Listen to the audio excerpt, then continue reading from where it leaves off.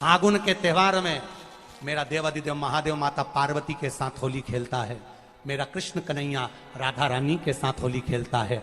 आप भी अपने इष्ट मित्रों के साथ होली खेलिए और दिल से खेलिए। एक बात बहुत ध्यान लगाकर सुनिएगा, एक बेलपत्री और उस बेलपत्री में एक चंदन की बिंदी और एक अक्षत का दाना मात्र रखकर भी अगर शिवालय पर चढ़ा दी जाती है, एक बेलपत्री, एक चंदन का बिंदी और चंदन फिर निवेदन करेंगे। आज के जमाने में तुम लोग सब घिसा घिसाया पड़ा पड़ाया डब्बी का सामान ले लेकर, वो नहीं, चंदन की मुठिया रखो, थोड़ा सा भी घिसो, जरा सा भी घिसो, उसकी एक बिंदी और एक चावल का दाना। जब हम भगवान देवादिदेव महादेव को समर्पित करते हैं, अपनी कामना कर कर समर्पित करते हैं, तो निश्चितता है कर भगवान उसका फल शीघ्र प्रदान कर देते हैं। भले आपने कुछ करा ना करा, उसका फल तुम्हें मिल जाता है। मोटे मोटे ढूंढ जलाए जाते हैं। ढूंढा की राख तैयार होती है, उसका कालापन जो तैयार होता है उसको उठाकर ले आए और कपड़े में उसको छान कर राख तैयार कर कर 3-4 बार छानने के बाद उस भस्म को दिन 12 बजे से 1 बजे के बीच में शिव जी को समर्पित कर देता है और उस भस्म को उठाकर उसमें घी मिलाकर मस्तक पर तिलक लगाकर चले जाता है। वो जिंदगी में कभी हार नहीं सकता, विजय ही पाकर आता है। उसकी कभी हार नहीं हो सकता, कभी हार नहीं सकता।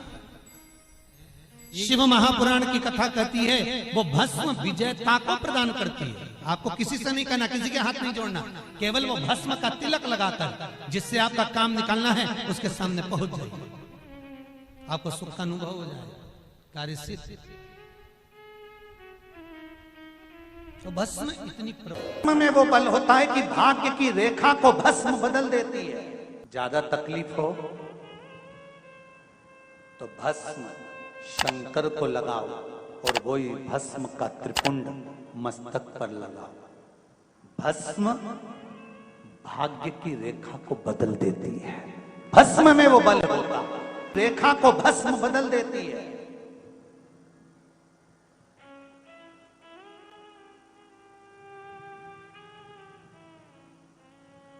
इसलिए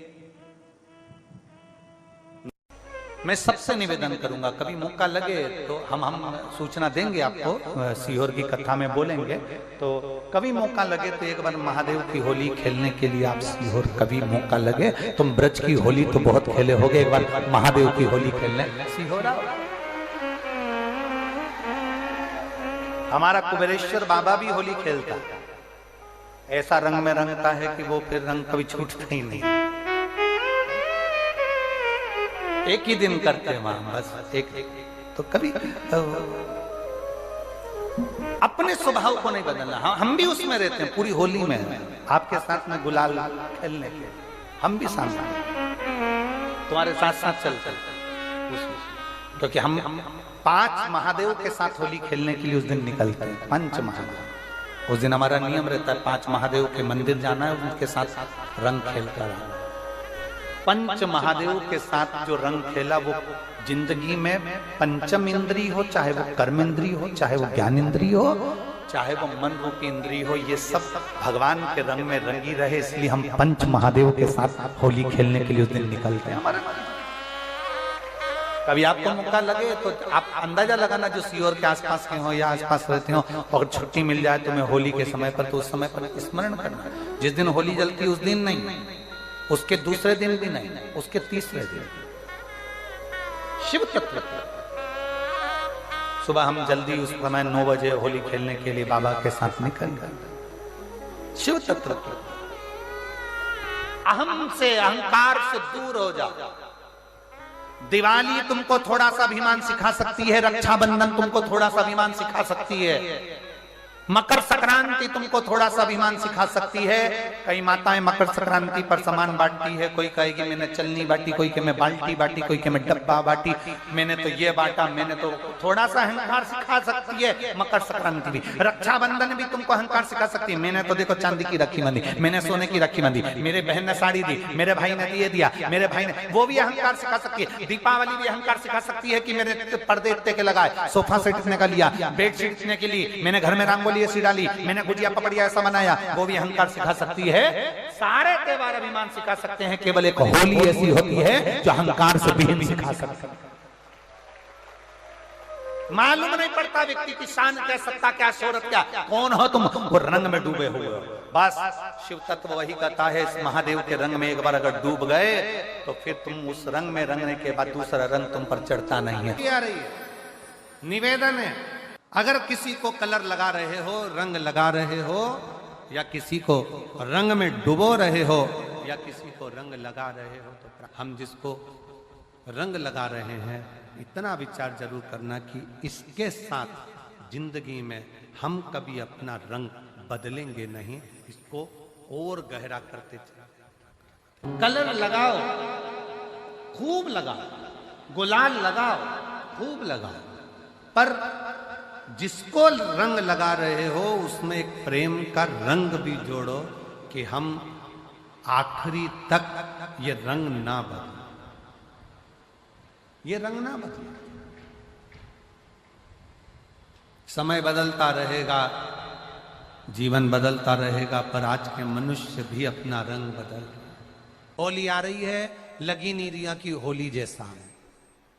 दिवाली आती है तो लगता ही नहीं कि दिवाली जैसा है, राखी आती तो लगता ही नहीं राखी जैसा है। सारे त्योहार फीके हो गए गुरुजी। हमने कहा त्योहार फीके नहीं हुए, त्योहार का कलर फीका नहीं हुआ, त्योहार का रंग फीका नहीं हुआ है, बस त्योहार वही है, गुलाल वही है, मिठाई वही है, गुजिया पपड़िया वही है, खुरमे चकरी वही है, पपड़िया वही है, गुजिया वही है, इंसान वही है।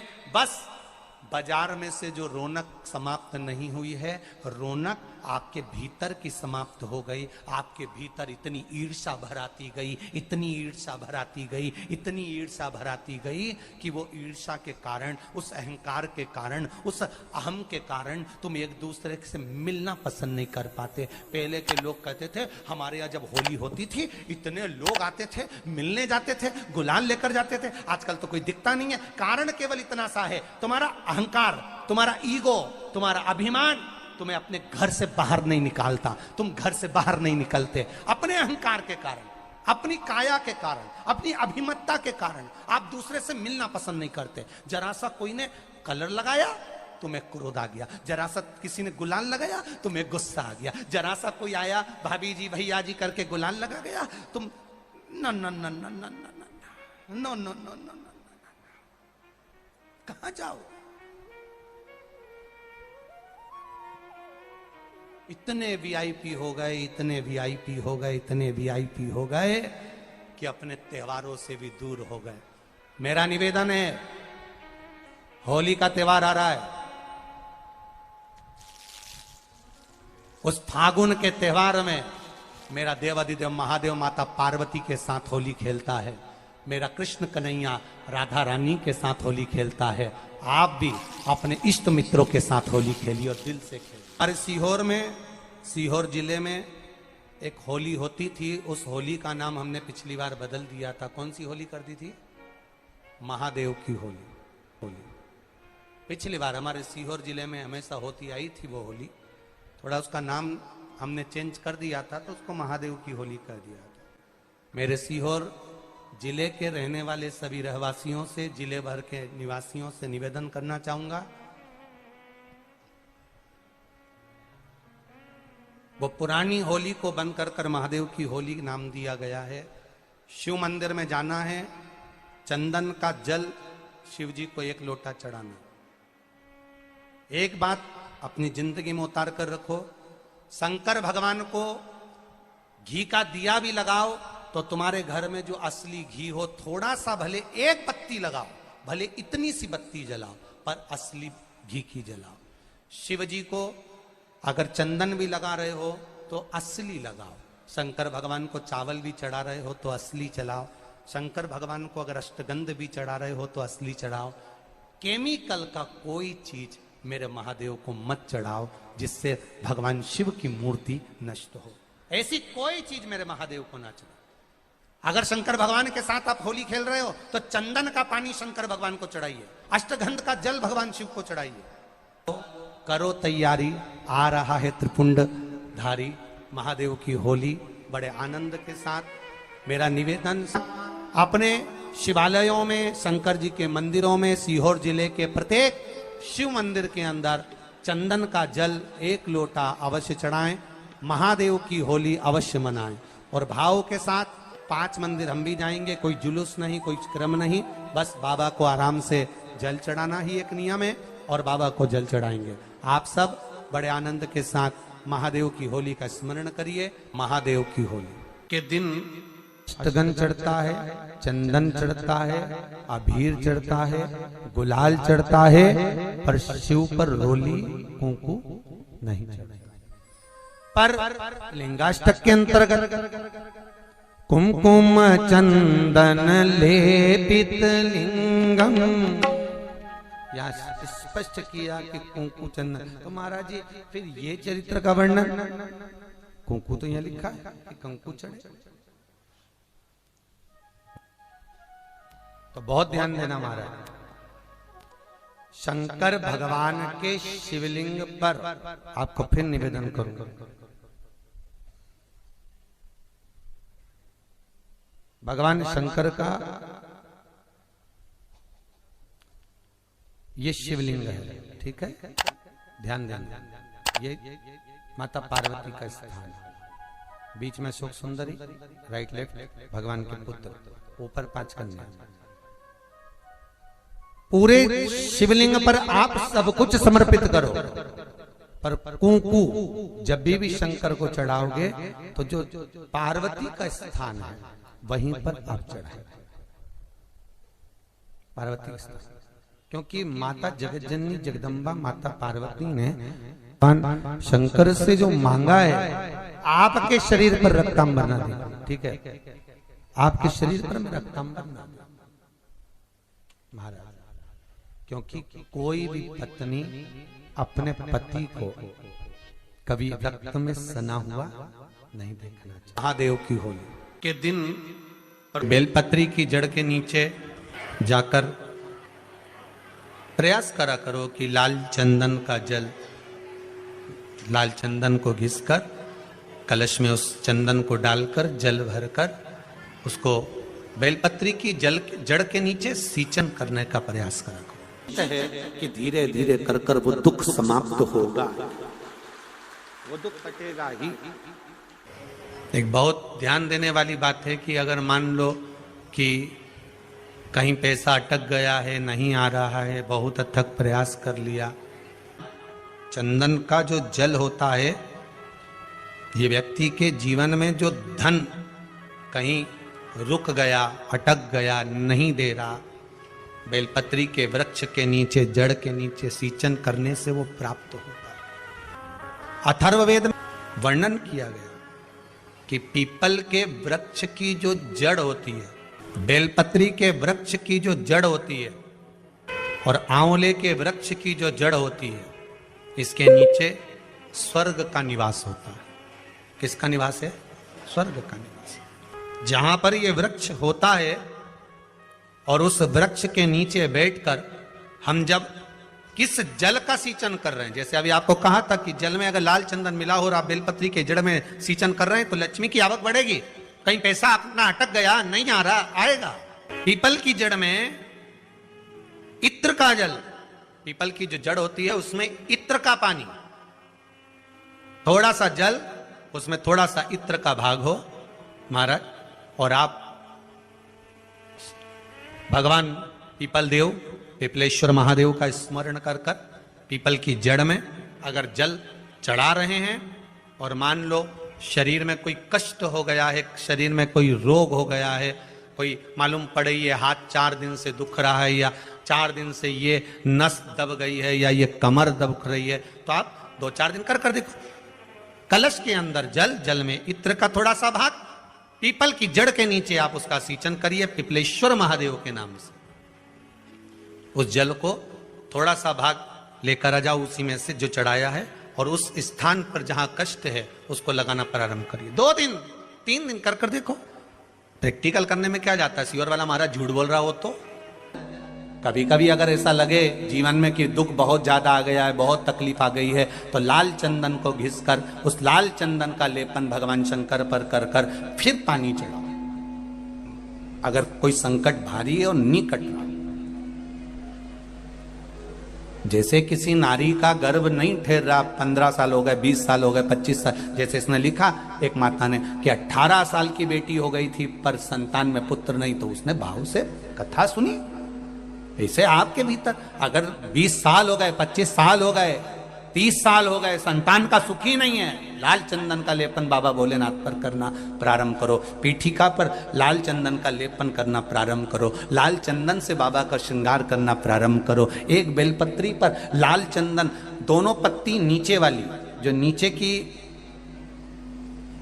की जो 2 पत्ती होती है इस पे लाल चंदन, और बीच वाली पत्ती पर पीला चंदन लगाकर बाबा के शिवलिंग को समर्पित करिए। बाबा से प्रार्थना करिए, रोज प्रार्थना करो। परंतु एक बात का स्मरण रहे, 25 साल हो गए, 20 साल हो गए, 30 साल हो गए, संतान नहीं, तो पहले जल से अभिषेक कराना, अभिषेक कराकर उस जल का आचमन करने के बाद हाथ को खासा करना, धोना, उसके बाद में फिर वापिस बाबा का स्नान कराओ, फिर चंदन का लेपन कराओ, फिर 1 लोटा जल चढ़ाकर बाबा का स्नान कराओ। बाबा का बड़ा सुंदर भाव से लाल चंदन से जो अभिषेक करता है, बाबा को लेपन कर कर फिर जल चढ़ समर्पित करता है, निश्चित है उसकी गोदी मेरा देव अधिदेव महादेव जरूर भरता है। ये निश्चितता है।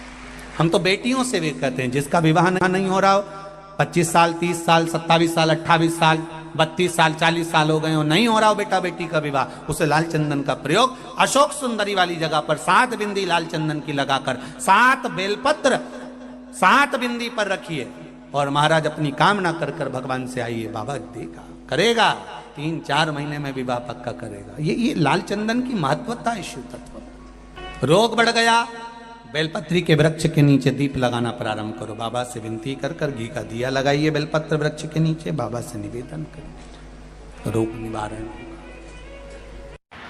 एक लाल चंदन होता है, एक पीला चंदन होता है, 2 तरह का चंदन होता है।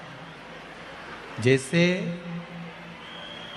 अगर हफ्ते में 1 बार, कितने समय में, जम के बोलो जरा, हफ्ते में 1 बार प्रयास करा करो कि लाल चंदन का पानी हम शिव जी को समर्पित करें।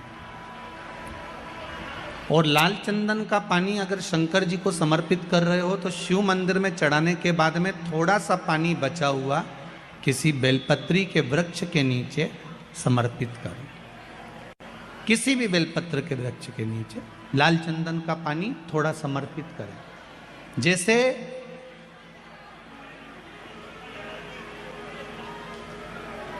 अगर बच्चों का विवाह नहीं होता है, शादी नहीं होती है, तो अपन लोग क्या करते हैं कि भाई एक बेलपत्री का जो पत्ता होता है, उस पत्ते के बीच वाली जो पत्ती होती है, उस पत्ती पर अपन केसर को घिसकर, केसर को घोलकर उस पत्ती पर अपन केसर का तिलक लगा देते हैं।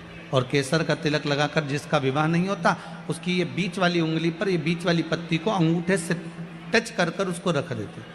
उसका नाम और गोत्र बोलकर उस पत्ती को शंकर भगवान पर किसी भी प्रदोष के दिन शिव जी को समर्पित कर देते हैं। बस इतना याद रखें कि इस पत्ती का जो मुख है वो जलाधारी की ओर होना चाहिए। जब हम चढ़ाएं उस समय पर केसर का तिलक लगाकर अंगूठे से उसको टच कर कर नाम गोत्र बोलकर, जिसका विवाह नहीं हो रहा है, शादी नहीं हो रही है, शिव जी को उसे चढ़ा दो किसी भी प्रदोष के।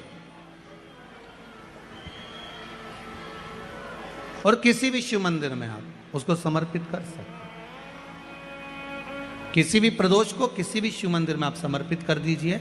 बाबा से निवेदन करिएगा, बाबा स्वीकार करेगा, और विश्वास है कि 3 महीने में बाबा उसका विवाह पक्का कर ही देगा। ये पक्का है। शिव स्मरण करने में भगवान देवाधिदेव महादेव की कथा कह रही है शंकर का चरित्र कर रहा है, मेरे शिव का अनुमोदन कर रहा है कि शिव महापुराण विश्वास को जागृत करती है।